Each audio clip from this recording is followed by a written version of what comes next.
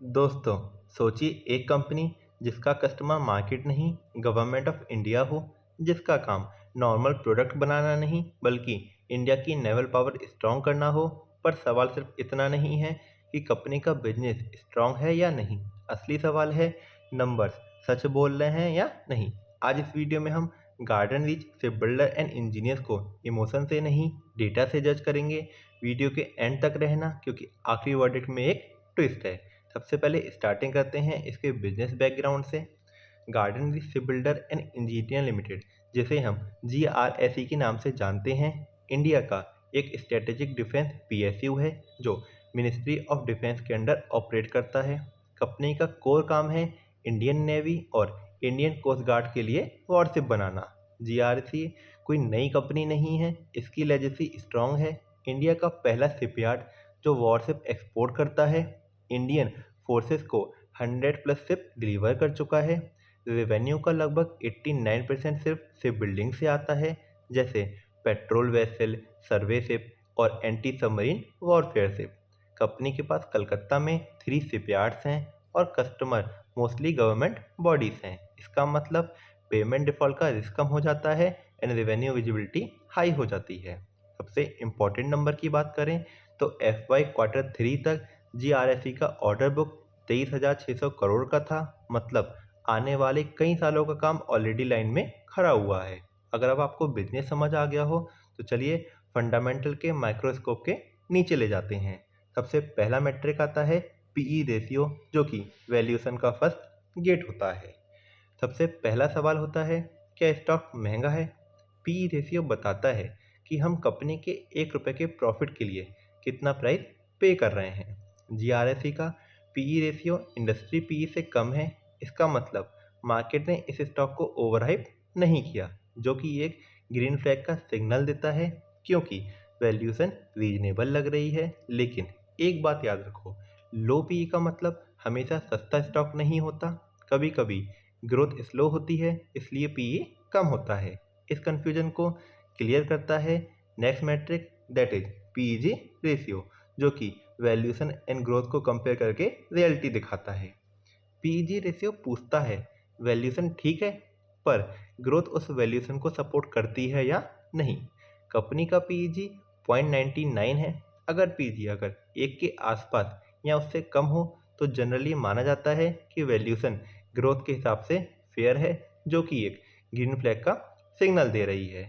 इसका मतलब कंपनी न सिर्फ रीजनेबल प्राइस पर है बल्कि ग्रोथ भी उस प्राइस को जस्टिफाई करती है।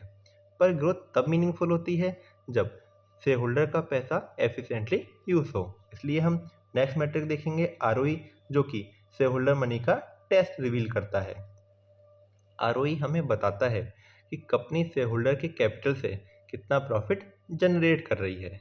कंपनी का ROE 27% से ज़्यादा है। नॉर्मली 15 to 18% ROE भी अच्छा माना जाता है, तो 27% प्लस का मतलब मैनेजमेंट शेयर होल्डर के पैसों को काफ़ी स्मार्टली एंड एफिशिएंटली काम में लगा रही है, जो कि एक स्ट्रॉन्ग ग्रीन फ्लैग का इंडिकेटर देता है। लेकिन ROE सिर्फ इक्विटी का रिटर्न दिखाता है एंड ये कभी कभी डेट की वजह से भी इन्फ्लेट हो जाता है। सो टोटल कैपिटल का क्या?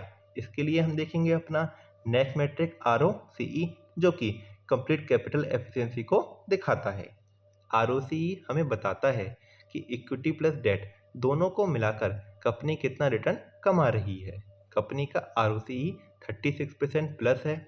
20% से ऊपर ROCE एक्सीलेंट माना जाता है, लेकिन 36% प्लस जैसा कि इस केस में है, ये क्लियरली बताता है कि बिजनेस हाई एफिशिएंसी मोड में है, जो कि एक स्ट्रॉन्ग ग्रीन फ्लैग का साइन देता है। एफिशिएंसी स्ट्रॉन्ग है। अब देखते हैं ग्रोथ का इंजन कितना पावरफुल है। तो चलिए सेल ग्रोथ को डिकोड करते हैं। कंपनी की लास्ट 5 ईयर्स की सेल ग्रोथ 28% प्लस रही है। सेल ग्रोथ का मतलब ये होता है कि कंपनी का रेवेन्यू लास्ट ईयर के कंपैरिजन में कितना इंक्रीज हुआ है या डिक्रीज हुआ है। सेल ग्रोथ बताता है कि कंपनी का बिजनेस एक्सपेंड हो रहा है या नहीं हो रहा है। डिफेंस PSU के कॉन्टेक्स्ट में 28% प्लस ग्रोथ काफ़ी इंप्रेसिव होती है एंड ये एक ग्रीन फ्लैग का इंडिकेटर होता है। पर असली क्वालिटी तब दिखती है जब सेल के साथ प्रॉफिट भी बढ़े एंड सेल अपने प्रॉफिट में कन्वर्ट हो रही हो। इसलिए हम देखते हैं नेक्स्ट मैट्रिक प्रॉफिट ग्रोथ, जो कि बॉटम लाइन की रियलिटी को दिखाता है। प्रॉफिट ग्रोथ हमें बताता है कि कंपनी का नेट प्रॉफिट लास्ट ईयर के कंपैरिजन में कितना इंक्रीज हुआ है। यहाँ पर कंपनी की 5 ईयर की प्रॉफिट ग्रोथ 25% प्लस रही है। इसका मतलब कॉस्ट कंट्रोल में है, मार्जिन स्टेबल है, एग्जीक्यूशन सिर्फ प्रॉफिट नहीं रिजल्ट भी दे रहा है। इसलिए ये एक हाई क्वालिटी ग्रीन फ्लैग बन जाता है।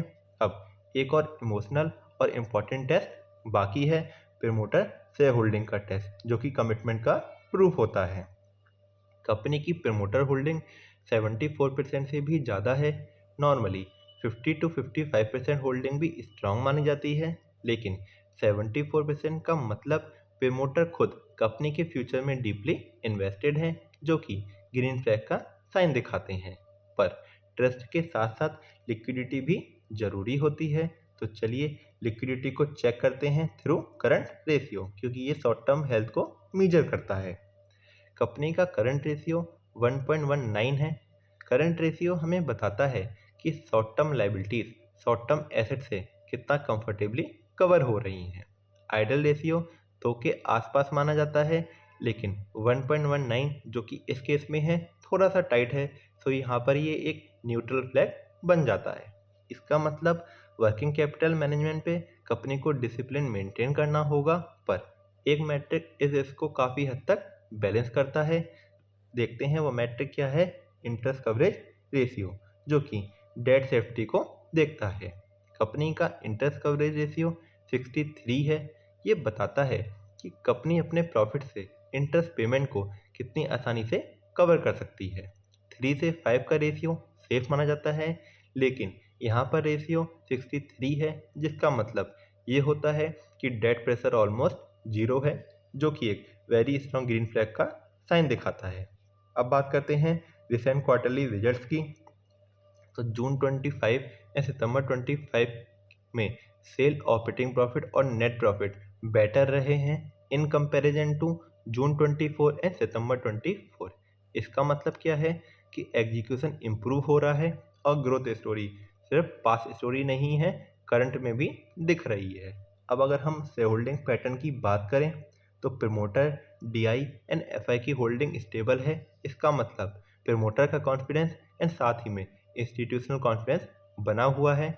मल्टी ईयर कंसिस्टेंसी की बात करें तो 5 year, 3 year and TTM basis पे सेल ग्रोथ 30% प्लस रही है, प्रॉफिट ग्रोथ 25% प्लस रही है एंड आरओई कंसिस्टेंटली 20% प्लस रहा है ऑन एन एवरेज बेसिस। ये नंबर बताते हैं कि कंपनी स्ट्रक्चरली स्ट्रांग है एंड कंसिस्टेंसी रिटर्न प्रोवाइड कर रही है एंड बेटर परफॉर्म कर रही है। अब अगर हम ओवरऑल फंडामेंटल का वर्डिक्ट देखें तो वैल्यूएशन रीजनेबल है, ग्रोथ स्ट्रांग है, प्रॉफिटेबिलिटी एक्सीलेंट है, डेट प्रेशर नेग्लिजिबल है। बस एक कंसर्न, करंट रेशियो थोड़ा वीक है। और याद रखो, फंडामेंटल के साथ रिस्क, पॉलिसी, रेगुलेशन और मार्केट कंडीशन भी इक्वली इम्पॉर्टेंट होती हैं। तो सवाल ये नहीं कि कंपनी अच्छी है या नहीं है, सवाल ये है क्या फ्यूचर एग्जीक्यूशन इन नंबर को सस्टेन कर पाएगा। इसका जवाब आने वाले क्वार्टर देंगे। अगर आप डेटा ड्राइवन इन्वेस्टिंग सीखना चाहते हो तो सब्सक्राइब कर लो, क्योंकि यहाँ हाइप नहीं फंडामेंटल बोलते हैं। और हाँ, ये एनालिसिस यहीं ख़त्म नहीं होता। मिलते हैं नेक्स्ट वीडियो में। Till then, goodbye and take care.